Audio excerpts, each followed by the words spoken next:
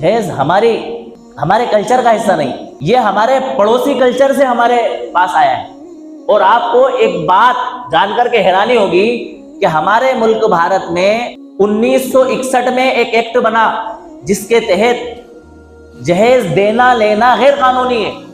ये बात हमें किसी को पता नहीं, जहेज लेना देना गैर कानूनी है। और जिनको पता है वो उसका गलत इस्तेमाल भी कर रहे हैं। कैसे कर रहे हैं कि मियाँ बीवी में आपस में झगड़ा हो गया, उस झगड़े को आपस में संधि और समझनों में विवाद की शक्ल में इख्तियार कर गया। अब बजाहिर लड़की चाह रही है कि ठीक है मामूली सी बात थी, हो गई, वो खत्म कर दी जाए, लेकिन दोनों पक्ष के लोग संधि आपस में एक दूसरे से नीचा होने को तैयार नहीं है, झुकने को तैयार नहीं है। अब लड़के वाले उसका गलत फायदा उठा करके केस लगा रहे हैं कि हमारी लड़की पर इसने क्या किया, जहेज का दबाव बनाया, जहेज मांग रहे हैं हमारी लड़की से। उसको तो नहीं पता, लेकिन वकीलों ने बता दिया कि भैया तुम क्या कर दो, जहेज का केस लगा दो, अगर तुम्हें कुछ सुलझना है और उलझना है।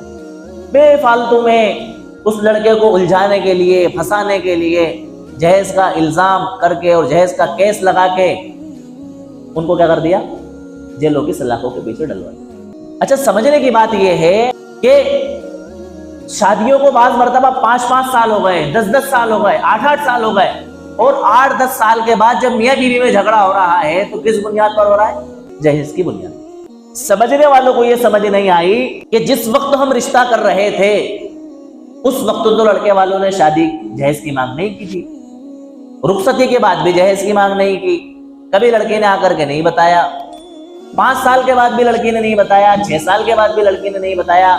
आखिर 8-10 साल के बाद ऐसी कौन सी आफत आन पड़ी है कि लड़के वाले लड़की पर दबाव बना रहे हैं कि अपने घर से जहेज लेकर के आ। तो मेरे अजीजों, इस जहेज की लानत ने हमारे कई घरानों को बर्बाद कर दिया। और जहेज एक ऐसी हवीस है, एक ऐसा लालच है, ऐसा हिर्स है कि इसकी भूख कभी मिटती नहीं है। ना देने वाले देने के बाद में सेटिस्फाई है और ना लेने वाले लेने के बाद सेटिस्फाई है, दोनों तरफ से गोलमाल है। देने वाले देने के बाद में भी कमी महसूस कर रहे हैं कि यार एक चीज और अपन अपनी बेटी को नहीं दे पाए, अरे फला सामान तो अपना छूट गया, फला चीज हमारी तो रह गई। और ऐसे ऐसे सामान, ऐसी ऐसी चीजें जहेज में दे रहे हैं जो सिर्फ घर का एरिया रोकने के सिवा और घर भरने के सिवा उनका कोई इस्तेमाल नहीं है।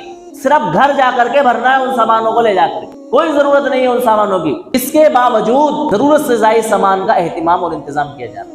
ऐसे घराने भी आपको मिल जाएंगे कि उनके घर में जहेज का सामान रखने के लिए जगह नहीं है, किराए पर उन्होंने कोई गोडाउन लिया या कोई रूम लिया है, उस रूम के अंदर जहेज का सामान रखा हुआ। क्या कहेंगे आप इसको? ये तो अपने पैसे को बर्बाद करना है, अपने पैसे को जाया करना है। किसने मना किया आपको अपनी बेटियों से हमदर्दी करने से? किसने रोका कि आप अपनी बेटियों पर खर्च ना करो?